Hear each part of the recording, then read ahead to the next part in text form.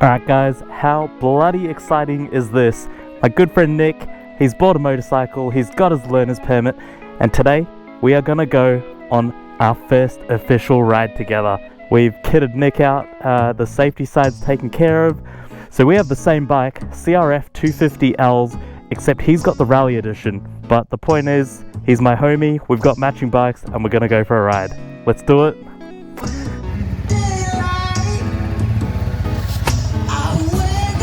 Oh, a little bit shaky, to be expected. He stalled it, that's fine. The aim here is to put zero pressure on our friend. This is his first ride ever on this bike, on a proper main road in a serious capacity. He's also clad in a whole bunch of riding gear. When we do our learner's permit, we have to do an on-road test, and during that test we pretty much just ride with gloves and a helmet, that's it. And then the next ride I did on my own bike with my brand new gear, I was fully clad, and it makes such a big difference to the experience. You feel so restricted. It's almost like a sensory overload because everything is so heavy, you're so much warmer. You feel suffocated in a way. So this is Nick's first ride in almost full kit. He's got a jacket, a helmet, boots and gloves, but no pants. That's so cute. Was that Nick's first head nod? How adorable. Man, that first head nod, such a fun little part of riding a motorcycle. Here he goes. He's doing great. So Nick's not completely inexperienced. He rode a semi-automatic scooter back in Vietnam with me, and he has ridden a bit in Mexico. Again, I believe a semi-automatic.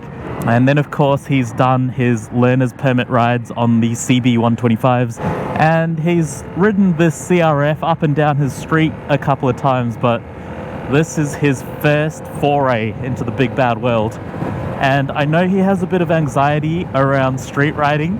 I totally get that, but I'm hoping to build his confidence up over the next couple of weeks and get him to a point where he can ride this bike comfortably to go to rego appointments, potentially roadworthies, those kinds of things. I have a bit of experience, but I am by no means a professional. I'm by no means a teacher. I'm not really qualified to be giving out riding advice, but we're going to work with what we have, and we're going to try and critique his riding, and it's very much going to be a do as I say, not as I do moment, because I'm sure I've fallen into some bad habits over the past few years. We're just going to try and spout whatever comes to mind. I kind of want to see him deliberately looking at the entrances of driveways and intersections, like so that I know he's scanning for vehicles to pull out. I want to keep an eye on his lane positioning, leaving a space cushion and picking the best lane to be in. So even though we are in a singular lane at the moment, for us motorcyclists that means 3 lanes. We got left, center and right. Alright, let's see how he does coming up to this roundabout. So we're on the brakes, which is good. Head scanning, good. He had ample space and he's navigated that quite nicely. I hope you guys understand how excited I am. It's one thing to make motorcycle friends, and it's a completely different thing when one of your closest mates gets a motorcycle. I didn't see his head move to check the roundabout, but that is very much something you can do with your eyes, so let's just assume he scanned. Okay, another roundabout. We want to see him coming onto the brakes, slow down a little. Nice, he left a bit of a space cushion for this car. Personally, I think he could slow down before entering these roundabouts a little more, but he is also extremely comfortable with this road. Yeah, I noticed even there, he didn't really slow down. Now, as we come to a blind crest, he's gone to the right-hand side of this lane.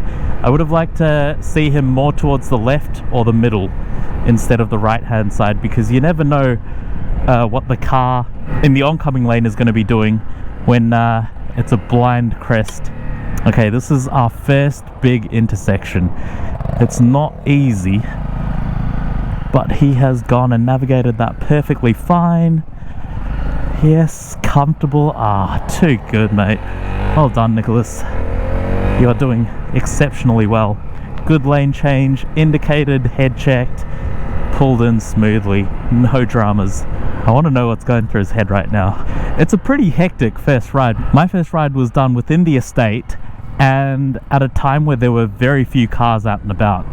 But Nick's first proper ride is being done on main roads, crossing highways, middle of the day, plenty of traffic out and about. It's been thrown straight into the deep end here.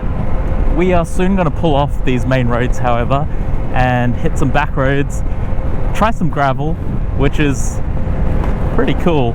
Nick's getting introduced to gravel so early on. I took many years and I found it difficult to then change the way I ride to suit gravel because I had spent years honing only my tarmac abilities. And if you've ridden gravel, you know it's extremely different to riding on tarmac.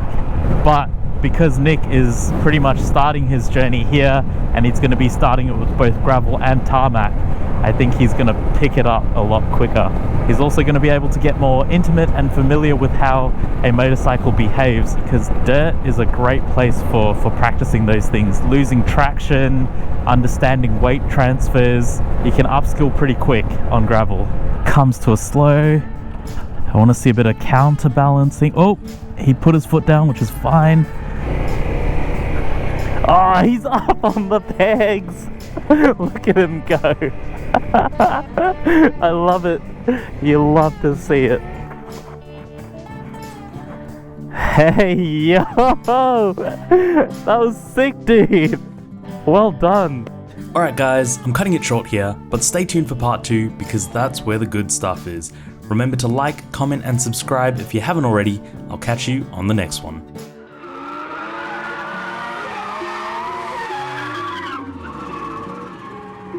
You say you got them guns, but I've never seen you bang. You say you got